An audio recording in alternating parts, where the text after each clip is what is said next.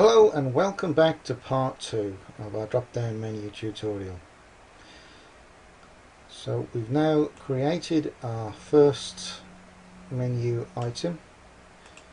This is our home button, and underneath our home button we have our first drop menu and our second drop menu level. So we've also put a class in here which we'll style later on, but for now we're going to style the web page that we laid out. So we go across to our CSS folder and we type hash and wrapper for our first div style. If you remember, this wraps around the whole web page. And we want a padding of 0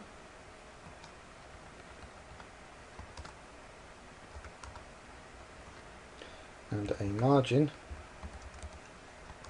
of 0 auto, and that will center our wrapper on our page, so our web page will be centered on the screen. We also want to give it some dimensions, so width 900 pixels, and we want a height of auto, as we want the page to be auto expanding. The next was our banner, and we want to give this a padding of 0, a margin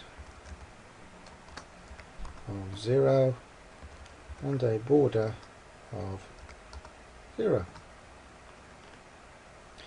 We also want to give it some dimensions, so it'll be a width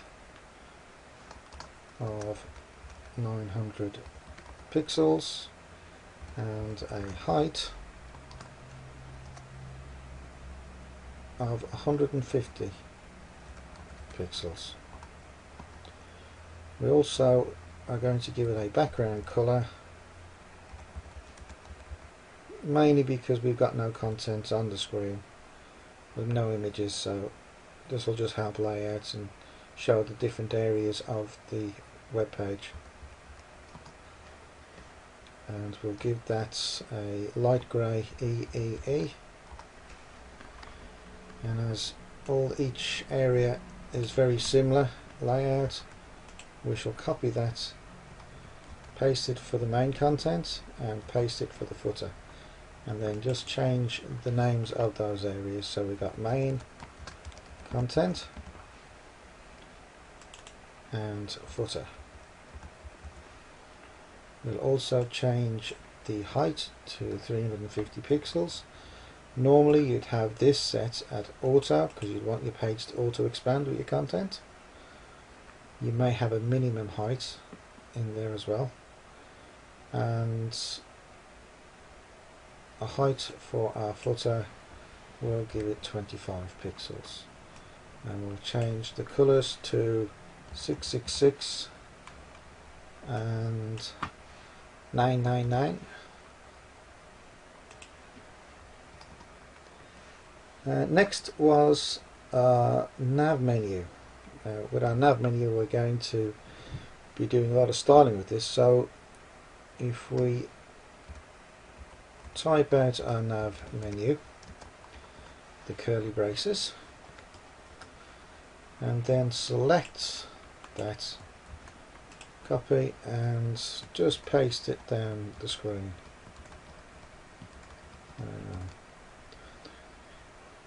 About 8 times. Okay, so our first styling is the nav menu wrapper. So this is what will wrap around the whole area of our menu, and we want a padding left 2 pixels, a dimensional width of 898 pixels, a height of 32 pixels and a background color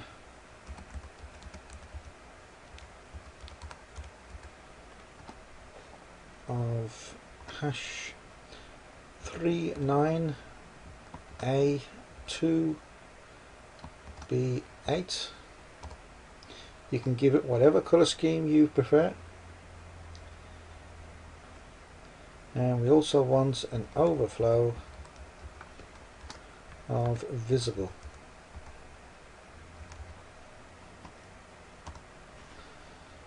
Okay, so if we just save that and take a quick look in our main screen in design view, and we can see our banner, our nav menu. All this will collapse up into here and then drop down. This is our main content area and our footer area, and we've got a little gap here at the top, so we just go to split view and we just keep an eye on that gap there. And if you may want to keep it, you may not, but to get rid of it, it's body, because you're targeting the body itself, and we will give it a padding of 0. We'll also need a margin of 0 and a border of 0, and that takes that away. Okay, so we go back into code view for our CSS and start styling the rest of our navigation menu.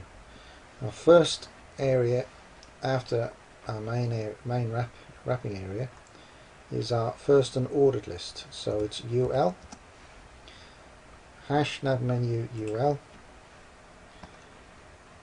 and we want a margin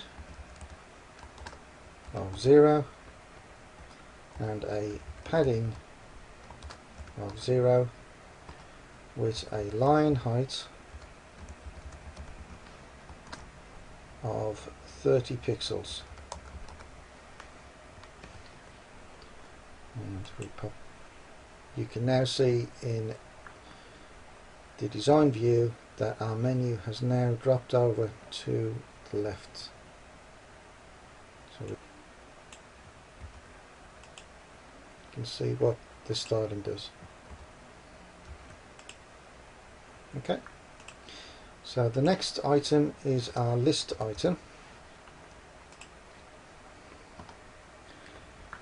And I think, looking at the time, we're going to go into another tutorial, so we should get this item down. So it's margin 0, padding 0, list style, and we want none.